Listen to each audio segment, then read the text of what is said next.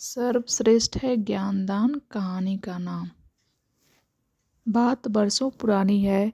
बंगाल की हुगली नदी के किनारे बसे एक गांव में पंडित दामोदर शास्त्री रहते थे। उनके परिवार में पत्नी के अलावे 2 पुत्र और 1 पुत्री थे। पुत्री की शादी हो चुकी थी। शास्त्री जी जगह जगह भागवत कथा कहा करते थे। कथा से उन्हें अच्छी आमदनी हो जाया करती थी। परंतु कहते हैं कि लालच का कोई अंत नहीं होता। लालच बुरी बलाए। जैसे जैसे शास्त्री जी की आमदनी बढ़ती गई, वैसे वैसे उनका लालच भी बढ़ता गया।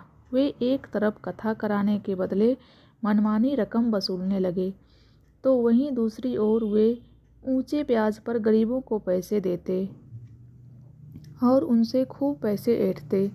इस प्रकार उन्होंने गांव एवं शहर में काफ़ी अचल संपत्ति बना ली। कहते हैं कि बुरे कर्म का नतीजा अक्सर बुरा ही होता है। सो पंडित जी के साथ भी ऐसा ही हुआ।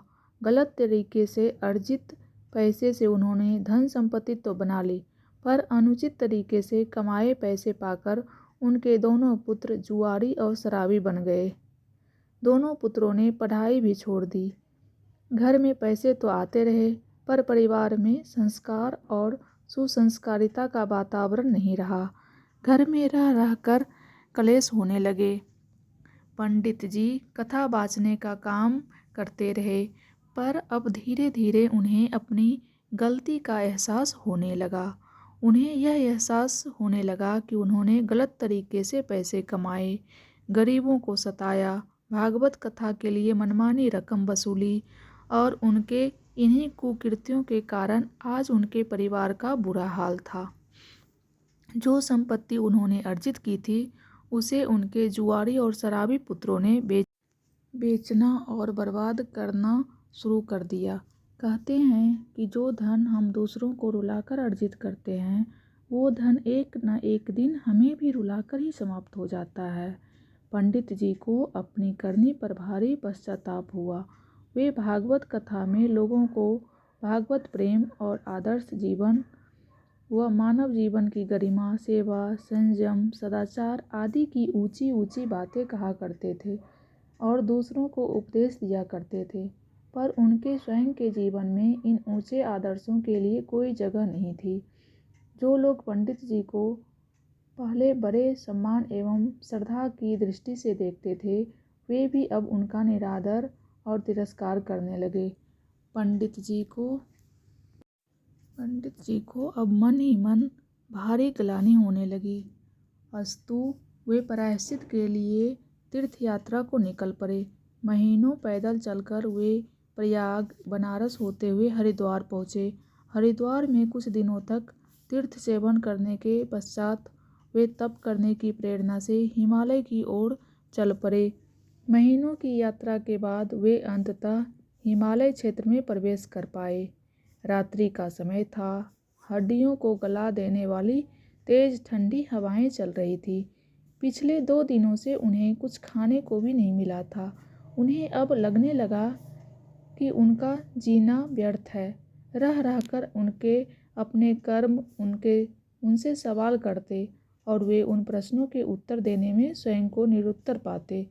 अंत में रात्रि के मध्य पहर में उन्होंने पर्वत की कुछ चढ़ाई की और फिर वहीं से कूदकर आत्महत्या करने की सोचने लगे।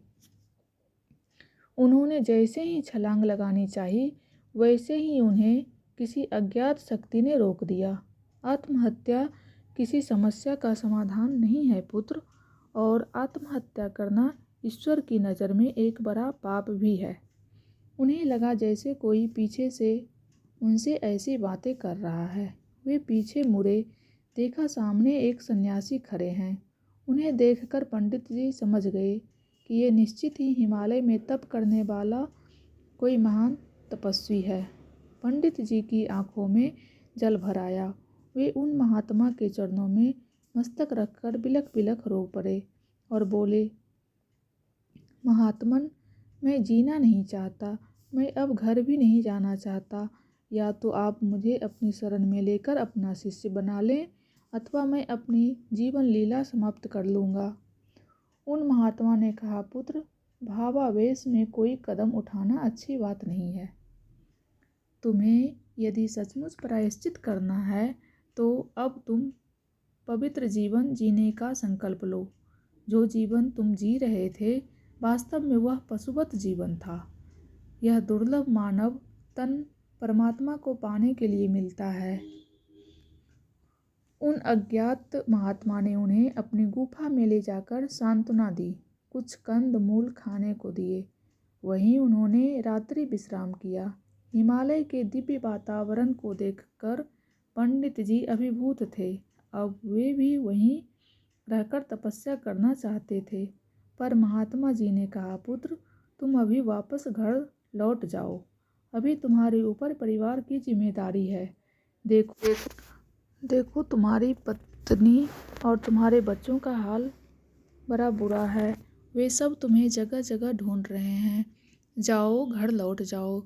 मैं तुम्हें तुम्हारे परिवार की एक झलक अभी दिखा देता हूँ। तुम जरा अपनी आंखें बंद कर लो।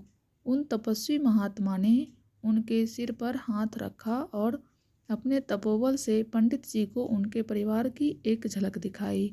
पंडित जी ने देखा, सचमुच उनके परिवार के लोग उनके लिए काफ़ी परेशान हैं। उनकी पुत्री पिता के लिए विलाप कर रही है, उनकी पत्नी रो रही है। महात्मा के समझाने पर पंडित जी घर लौटने को तैयार हुए।